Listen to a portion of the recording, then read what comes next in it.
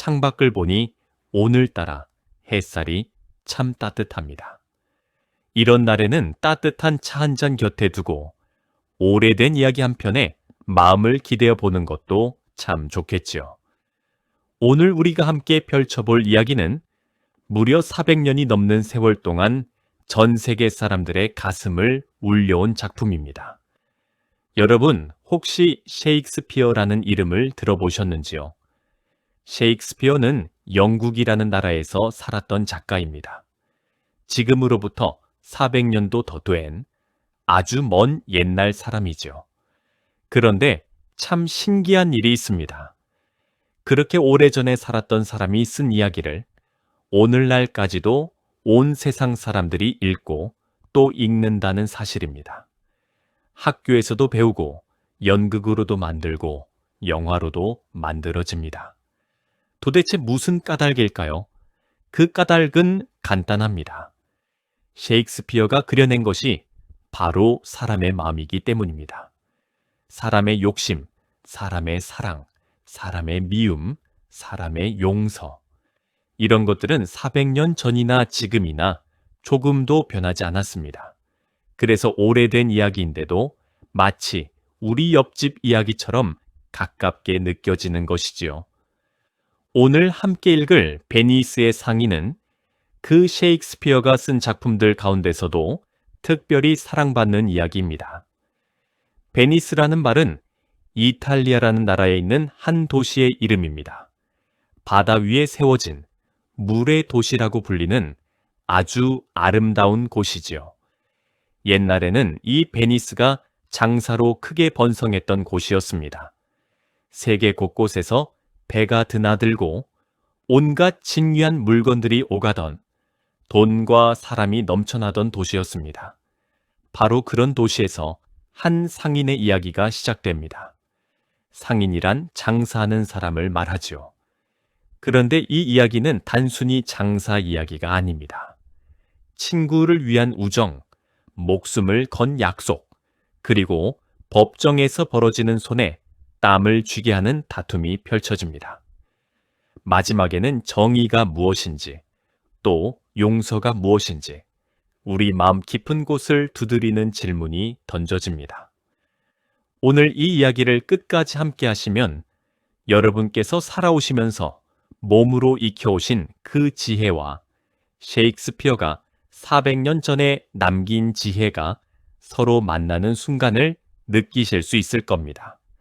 자, 그러면 천천히 그 옛날 물의 도시 베니스로 함께 떠나보실까요? 여러분, 본격적인 이야기에 들어가기 전에 한 가지만 부탁드리고 싶습니다. 오늘 이 이야기가 마음에 와닿으신다면 화면 아래에 있는 좋아요, 단추를 살며시 눌러주시고 구독도 함께 해주시면 참 고맙겠습니다. 여러분의 그 작은 손길 하나가 외로운 저녁에 이야기 한 편이 그리운 또 다른 어르신께 이 이야기를 살포시 전해드리는 따뜻한 다리가 됩니다. 자, 그러면 이제 본격적으로 베니스로 들어가 보겠습니다. 이야기의 첫머리에는 한 남자가 등장합니다. 그의 이름은 안토니오입니다. 안토니오는 베니스에서 손꼽히는 큰 상인이었습니다. 여러 척의 배를 가지고 있었고 그 배들은 먼 바다로 나가 온갖 값진 물건들을 싣고 돌아오곤 했습니다. 비단이며 향신료며 멀리 동방에서 건너온 귀한 물건들이었죠. 그러니 안토니오는 베니스에서 돈도 많고 사람들에게 존경도 받는 인물이었습니다. 그런데 이야기의 처음부터 안토니오의 마음은 어쩐지 무겁습니다. 까닭 모를 슬픔이 그의 가슴을 짓누르고 있었습니다. 친구들이 물었습니다. 자네 무슨 걱정이라도 있는가? 안토니오는 자기도 그 까닭을 모르겠다고 답합니다. 여러분, 살다 보면 그런 날이 있지 않습니까? 특별히 나쁜 일이 있는 것도 아닌데 마음 한구석이 까닭 없이 가라앉는 그런 날 말입니다. 셰익스피어는 이야기의 첫머리에서부터 사람 마음의 그 알 수 없는 깊이를 슬며시 보여줍니다. 그런 안토니오에게는 아주 아끼는 친구가 하나 있었습니다. 그 친구의 이름은 바사니오입니다. 바사니오는 젊고 잘생긴 청년이었지만 안타깝게도 돈이 없었습니다. 젊은 시절 흥청망청 쓰다 보니 가진 재산을 거의 다 날려버린 것이지요. 그런데 이 바사니오에게 한 가지 큰 꿈이 생겼습니다. 멀지 않은 곳에 벨몬트라는 아름다운 마을이 있었는데 그곳에 포셔라는 여인이 살고 있었습니다. 포셔는 보기 드물게 아름답고 또 더 없이 지혜로운 여인이었습니다. 게다가 아버지에게 큰 재산까지 물려받은 부유한 여인이었죠. 바사니오는 이 포셔에게 청혼하고 싶었습니다. 하지만 청혼을 하러 가려면 그에 걸맞은 차림과 돈이 필요했습니다. 빈털터리인 바사니오에게는 그럴 돈이 없었죠. 그래서 바사니오는 친구 안토니오를 찾아갑니다. 그러고는 부탁합니다. 자네가 나를 한 번만 도와주게. 포셔에게 청혼하러 갈 수 있도록 돈을 좀 빌려주게나.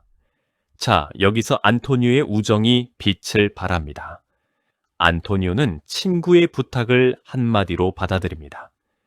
내가 가진 것은 무엇이든 자네 것이나 다름없네. 이 얼마나 깊은 우정입니까? 그런데 한 가지 문제가 있었습니다. 마침 그때 안토니오는 가진 돈을 모두 장사배에 쏟아부어 둔 상태였습니다.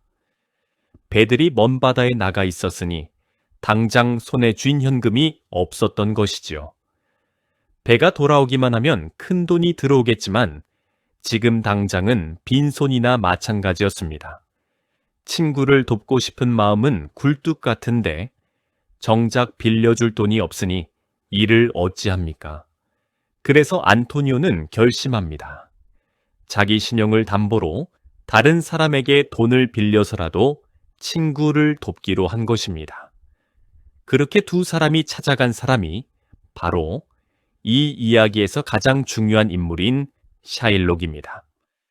샤일록은 돈을 빌려주고 이자를 받아 살아가는 사람이었습니다. 오늘날로 치면 돈놀이를 하는 사람이라고 할 수 있겠죠. 그런데 이 샤일록과 안토니오 사이에는 오래전부터 깊은 미움이 쌓여 있었습니다.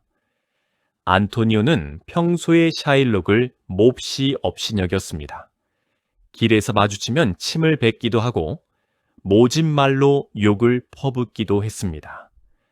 또 안토니오는 사람들에게 돈을 빌려줄 때 이자를 받지 않았는데 이 때문에 이자로 먹고 사는 샤일록은 장사에 큰 손해를 보곤 했습니다.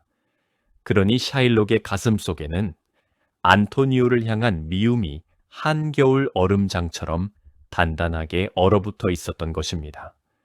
바로 그 샤일록에게 안토니오가 돈을 빌리러 온 것입니다. 여러분, 한번 상상해 보십시오.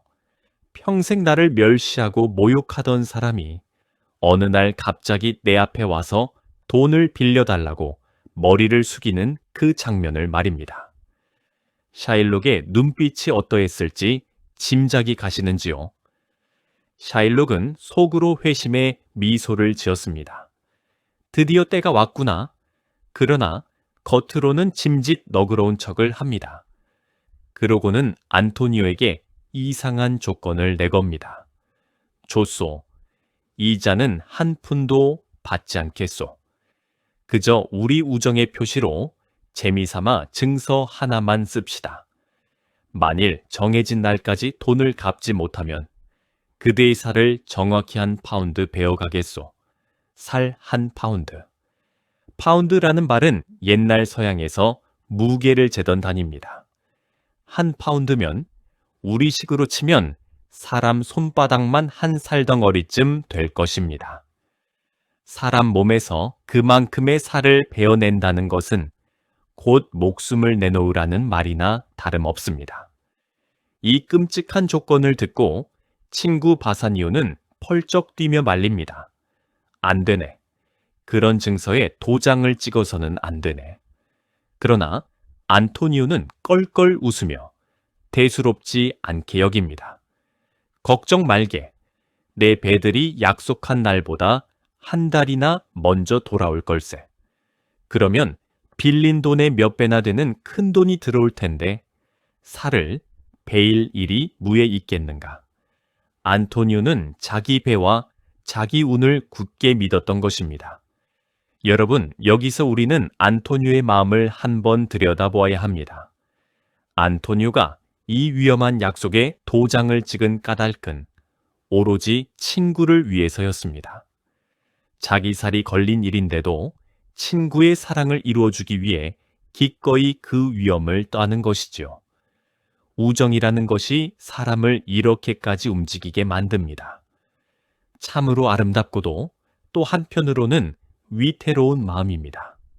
이렇게 해서 무서운 증서에 도장이 찍히고 바사니오는 빌린 돈을 가지고 포셔가 사는 벨몬트로 떠납니다.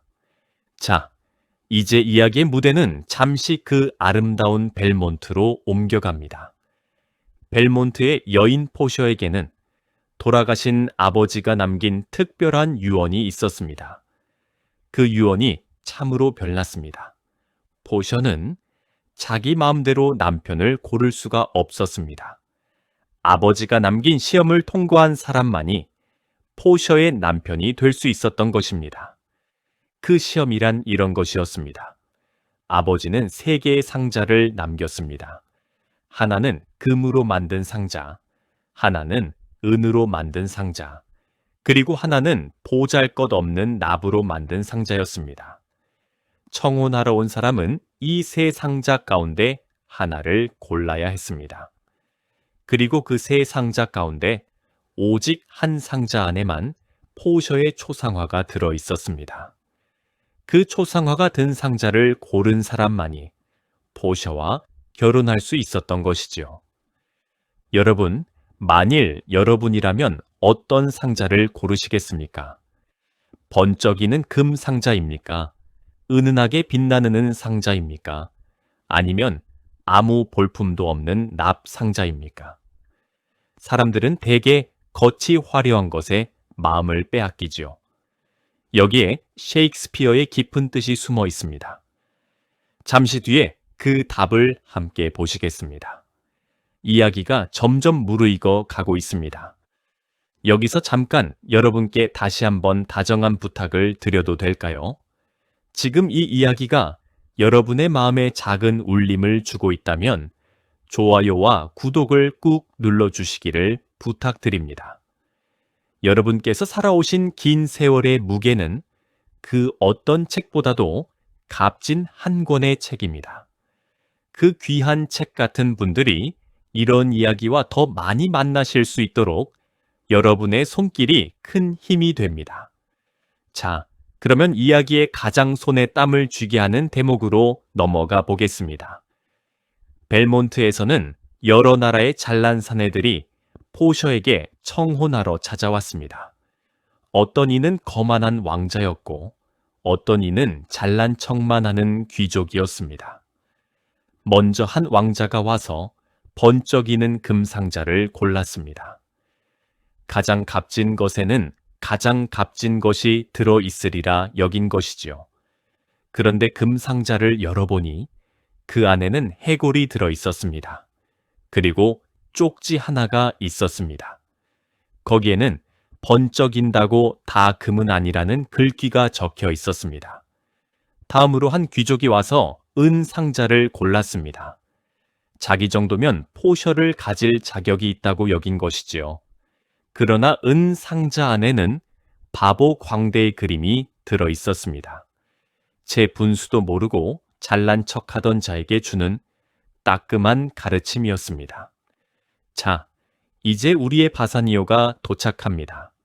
포셔는 사실 바사니오를 마음에 두고 있었습니다.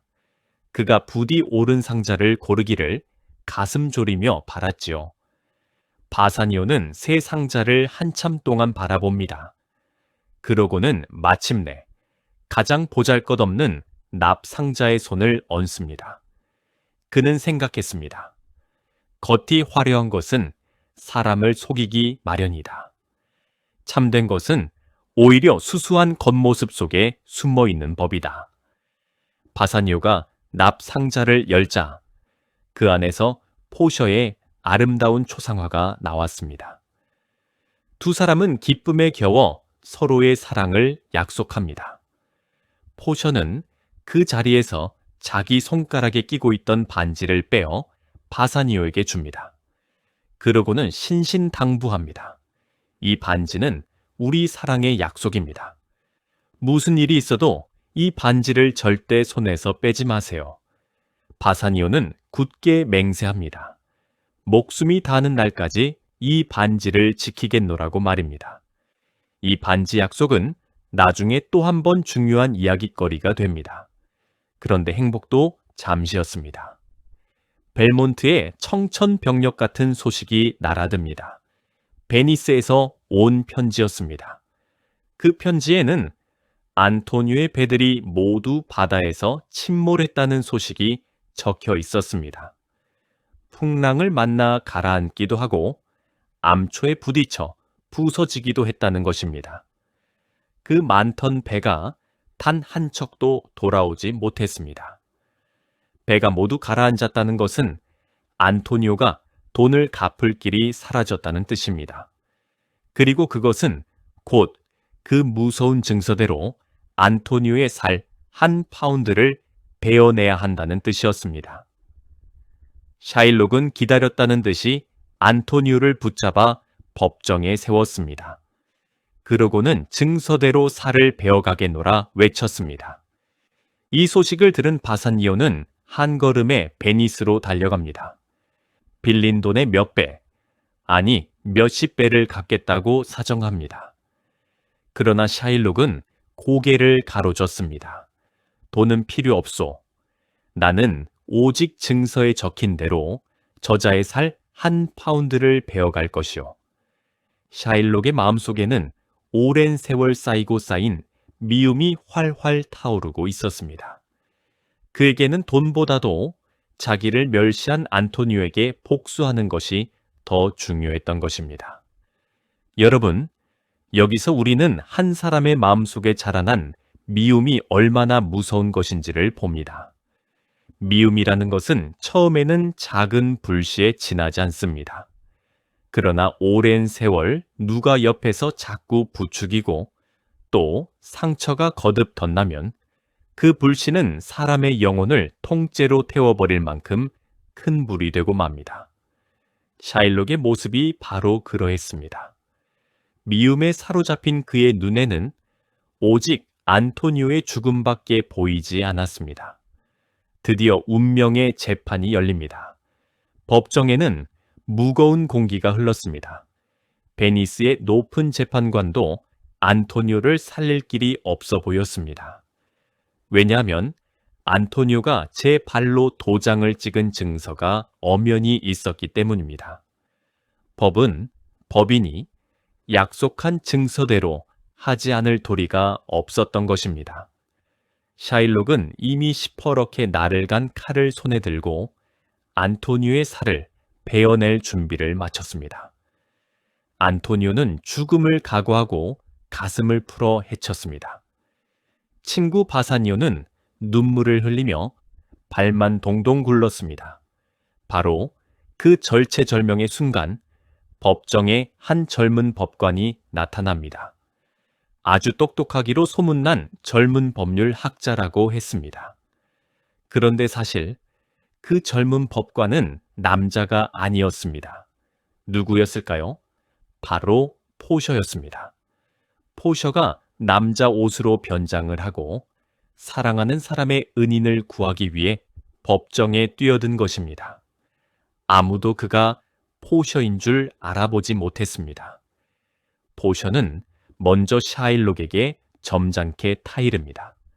그 유명한 자비에 관한 이야기가 바로 여기서 나옵니다. 포셔는 말합니다. 자비라는 것은 누가 억지로 시켜서 베푸는 것이 아닙니다. 그것은 마치 하늘에서 내리는 단비처럼 저절로 부드럽게 내려앉는 것입니다. 자비는 베푸는 사람도 복되게 하고 받는 사람도 복되게 합니다. 그러니 부디 그대도 이 사람에게 자비를 베풀어 주시오. 참으로 아름다운 말이었습니다. 그러나 미움에 눈이 먼 샤일록은 끝내 고개를 젓습니다. 자비고 뭐고 다 필요 없소. 나는 증서대로 할 것이요. 그는 어서 살을 베어내게 해달라고 다그칩니다. 자, 이제 정말 끝인 것처럼 보였습니다. 포셔도 마침내 고개를 끄덕이며 말합니다. 좋소. 법이 그러하다면 증서대로 살 1파운드를 베어가시오. 샤일록은 기뻐하며 칼을 치켜듭니다. 바로 그 순간 포셔가 손을 들어 그를 멈춰 세웁니다. 그러고는 조용히 그러나 또렷하게 말합니다. 잠깐 멈추시오. 이 증서에는 살 1파운드라고만 적혀 있소. 피에 대해서는 단 한마디도 적혀 있지 않소. 그러니 그대는 살을 베어가되 피는 단 한 방울도 흘려서는 안 돼요. 만일 그대가 안토니오의 피를 한 방울이라도 흘린다면 그대의 재산은 모조리 나라에 빼앗기게 될 것이요. 여러분, 이 얼마나 기막힌 한마디입니까? 사람의 살을 베어내면서 피를 한 방울도 흘리지 않을 수가 있겠습니까? 그것은 도무지 있을 수 없는 일이었습니다. 샤일록은 그만 말문이 막히고 맙니다. 그는 황급히 말을 바꿉니다. 그럼 됐소. 돈으로 받겠소. 빌려준 돈만 받으면 돼요. 그러나 포셔는 단호하게 잘라 말합니다. 안더. 그대는 조금 전까지 돈은 필요 없다며 오직 살만 베어가겠다 하지 않았소. 이제 와서 돈을 받을 수는 없소. 그대는 증서에 적힌 대로 정확히 살 1파운드만 베어가야 하오. 더도 말고 덜도 말고 정확히 1파운드여야 하오. 머리카락 한 올 무게만 더하거나 덜해도 그대는 목숨을 잃게 될 것이오. 이제 상황이 완전히 뒤집혔습니다. 칼을 들고 의기양양하던 샤일록이 순식간에 궁지에 몰린 신세가 된 것입니다. 살을 정확히 1파운드만, 그것도 피 한 방울 없이 베어낸다는 것은 도무지 불가능한 일이었습니다. 결국 샤일록은 칼을 내려놓을 수밖에 없었습니다. 그는 풀이 죽어 그 자리에서 물러나려 했습니다. 그러나 포셔의 말은 거기서 끝나지 않았습니다. 포셔는 또 하나의 법을 들어 말합니다. 베니스의 법에는 이런 것도 있소. 누구든 남의 목숨을 노린 자는 그 재산의 절반을 상대에게 주고 나머지 절반은 나라에 바쳐야 하오.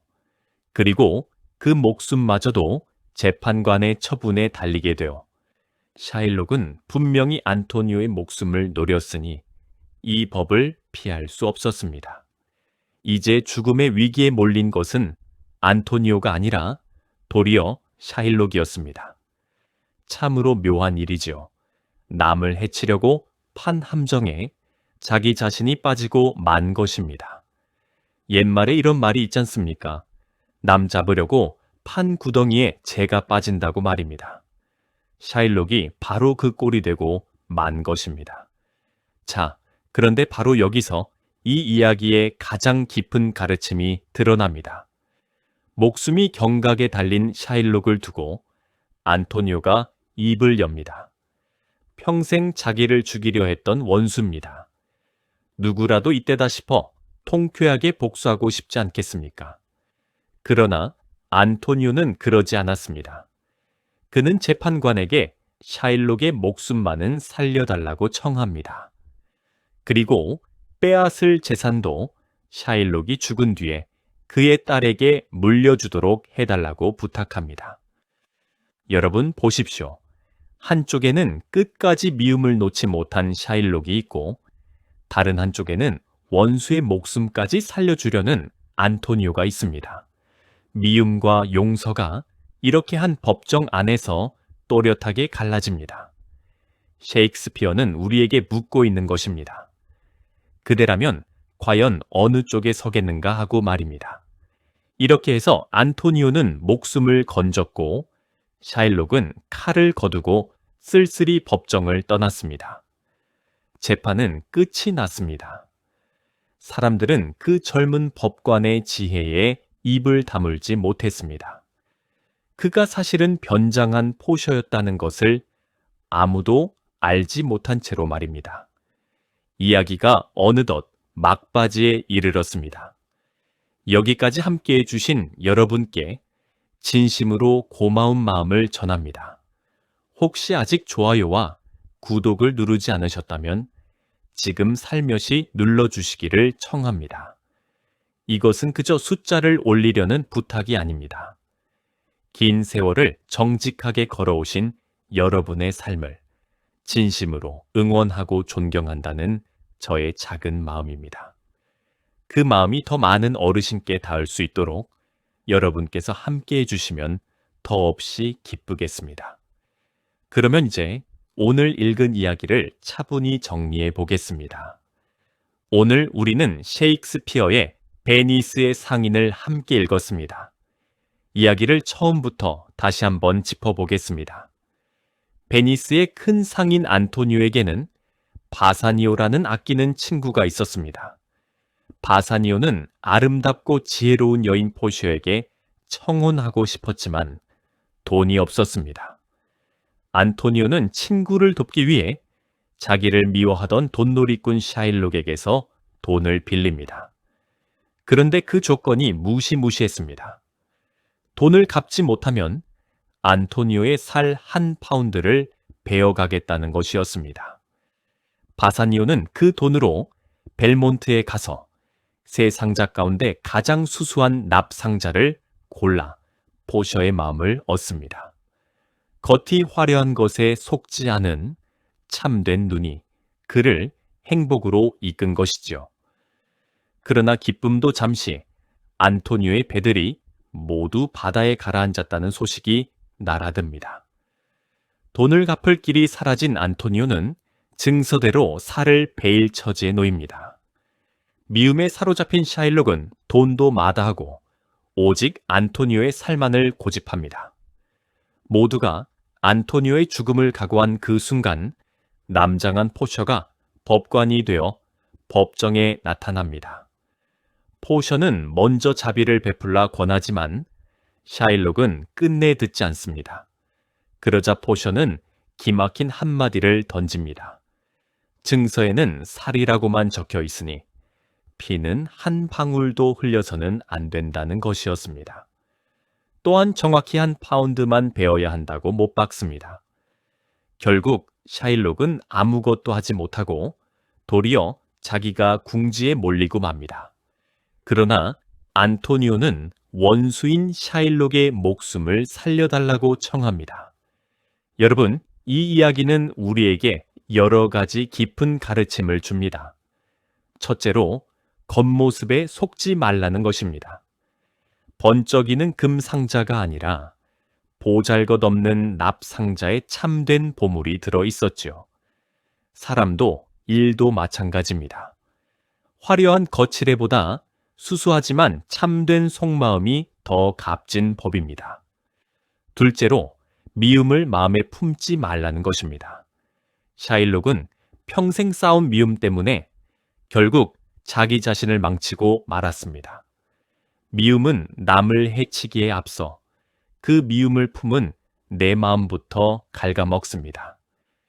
여러분, 살다 보면 서운한 일도 많고 억울한 일도 많지요. 그러나 그 미움을 오래 끌어안고 살면 가장 먼저 다치는 사람은 바로 나 자신입니다. 셋째로, 자비와 용서의 힘입니다. 포셔가 말한 그 자비, 곧 하늘에서 내리는 단비처럼 부드럽게 내려앉는 그 마음 말입니다. 그리고 원수의 목숨까지 살려준 안토니오의 용서 말입니다. 법은 사람을 벌할 수 있지만 사람을 살리고 따뜻하게 품는 것은 오직 자비와 용서뿐입니다. 이것은 400년 전이나 지금이나 조금도 변하지 않는 삶의 지혜입니다. 여러분께서는 이미 긴 세월을 살아오시면서 이 모든 지혜를 몸으로 깨우치셨을 것입니다. 겉모습에 속아 손해를 본 적도 있으셨을 테고 미움 때문에 잠 못 이룬 밤도 있으셨겠지요. 그리고 누군가를 용서하고 나서 오히려 내 마음이 편안해지던 그 순간도 분명 겪으셨을 것입니다.